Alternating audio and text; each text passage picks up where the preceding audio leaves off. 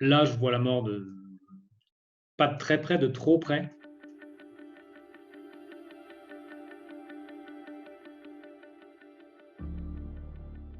Pour commencer, comment tu te sens? Bah écoute, ça va. Physiquement, bon, j'ai la main gauche qui est bien abîmée. La main droite va plutôt bien. Après, j'ai un peu la cheville gauche et le genou gauche qui sont enflés. Une entorse de la cheville, mais bon, ça, c'est pas une grande inquiétude. Je dirais que pour le moment, la priorité, c'est vraiment de soigner mes mains et de faire en sorte qu'elles récupèrent le plus vite possible pour essayer d'être à Abu Dhabi, mais aussi pour j'espère, 50 ans ou 55 ans qui me restent de vie. C'est important pour toi de remonter dans la voiture tout de suite. Tu déjà dans cette optique-là. Dès, euh, dès l'arrivée au centre médical au circuit dimanche soir, j'ai demandé combien de jours il faudrait parce que je savais que je voulais remonter dans la voiture. Est-ce que c'était pour Sakir? Est-ce que c'était pour Abu Dhabi? Peu importe, mais oui, personnellement, j'ai besoin de remonter dans la voiture pour savoir où je suis, euh, qu'est-ce que je suis capable de faire, si j'ai encore envie.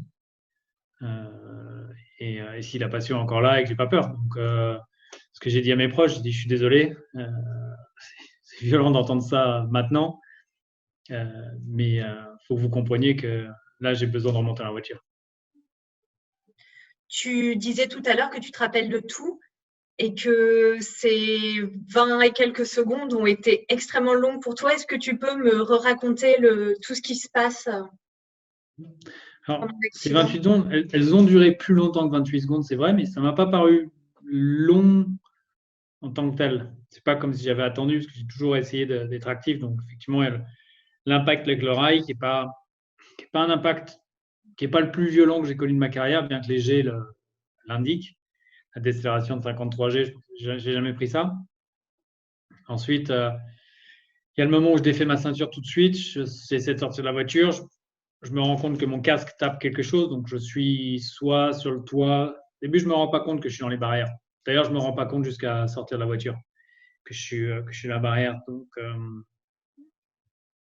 je monte up, donc je me rassieds dans la voiture, je me dis, bon, bah, je vais attendre. Je suis bloqué, je vais attendre qu'on vienne m'aider. Et là, sur la gauche, c'est tout orange, donc c'est le tir-off qui brûle sur ma visière. Le feu, je me dis, bon, on n'a pas le temps d'attendre, donc je vais essayer de ressortir un peu sur la droite. Ça passe pas. Je vais essayer sur la gauche, ça passe pas. Je me rassieds. Là, c'est le moment où j'ai pensé à Niki Lauda, en me disant non, je peux pas finir comme ça, c'est pas maintenant. Je peux pas. Je sais pas. Je pense à Niki Lauda parce que pour moi, en Formule 1, c'est vraiment l'image du pilote qui a brûlé, qui était coincé dans sa voiture. Euh, je me dis c'est pas possible, donc je réessaye de me sortir. Ça passe pas. Je me rassieds. Là, je vois la mort de pas de très près, de trop près. Euh, et puis je réalise que j'ai mon pied coincé dans la pédale, donc, enfin, donc il va falloir déjà que je sorte mon pied du fond de la coque, donc je tire super fort. Je regarde du côté gauche, je vois les flammes énormes, mais je ne sais pas pourquoi j'ai décidé d'aller de ce côté-là et je ne sais pas pourquoi j'ai décidé qu'il fallait que je tourne mon casque, que j'essaie de glisser, ensuite que je passe mes épaules et que je me hisse, en sachant très bien qu'au moment où je me hissais, j'ai les deux mains qui sont en train de brûler. Je le sens, je vois les gants noircir, surtout la gauche.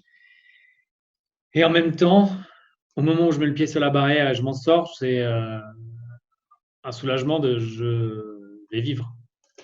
Je suis vivant. Et le moment clé, c'est quand Yann Robert prend la combi pour m'extirper. Et là, je me dis, il y a quelqu'un d'autre avec moi. Euh, voilà. Et là, tout de suite, aucune panique. Donc, on a vu, je sais que j'ai les mains qui brûlent, donc j'essaie de refroidir mes mains comme ça. J'enlève mes gants parce que j'ai pas envie que la peau. Je sais pas pourquoi j'ai l'image de la peau qui est toute bulleuse et tout. Donc, je me dis, je vire mes gants. Je regarde ma main gauche, la peau est toute blanche, donc bon, je sais que c'est pas joli joli, la main droite. Ensuite, le docteur me demande de m'asseoir, il me parle très calmement et très distinctement. Je l'ai engueulé en lui disant de me parler normalement. Je pense que c'est l'anecdote du truc. Il a dû se dire, il changera jamais, gros Jean. Et après, je me souviens de tout. Ils m'ont dit, j'ai commencé à avoir mal au pied gauche, donc j'ai un peu galéré à aller dans la voiture. Ils m'ont dit assieds-toi sur le siège arrière, enlève ta montre, ça va gonfler. Ensuite, on attendait l'ambulance. Ils voulaient m'amener le brancard pour que j'aille en l'ambulance en brancard. J'ai dit non, non, non, non, non, je veux marcher, je veux qu'on voit que je marche. Et c'est marrant parce que quand je revois la tête que j'ai à ce moment-là, je suis en état de choc. Je suis blanc, j'ai un regard, on ne sait pas où il est. Hier.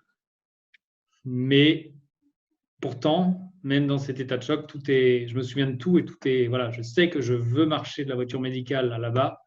C'est pour ça qu'ils m'ont dit, bah viens, appuie-toi. Donc d'abord, je m'appuie que sur Yann et Yann qui arrive, il dit non, non, appuie-toi sur nous deux. J'avais vraiment mal aux pieds et je veux aller à l'ambulance en marchant. Parce que je veux que l'hélicoptère prenne cette image et je veux que tout le monde voit que je marche. Et après j'ai commencé à douiller dans l'ambulance. J'arrive là-bas, il y avait Jean Todt qui était là.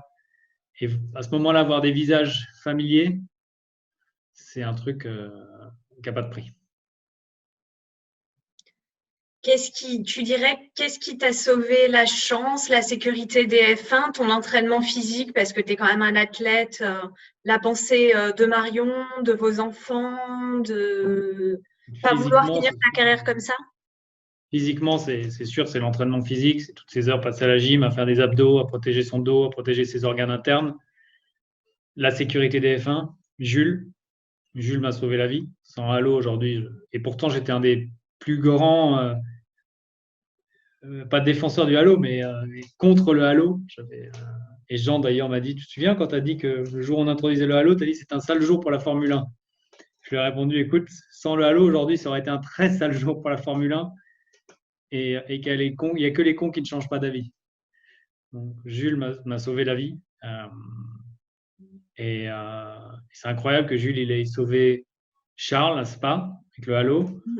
Aujourd'hui, moi, et on est deux personnes proches de lui. C'est quand même fou de penser à ça. Et je me souviens même plus quelle était la question. Qu'est-ce qui avait joué pour te sauver? Ah oui, et au dernier moment, la dernière tentative, c'est les enfants. En me disant, je ne peux pas les laisser comme ça. Il faut trouver.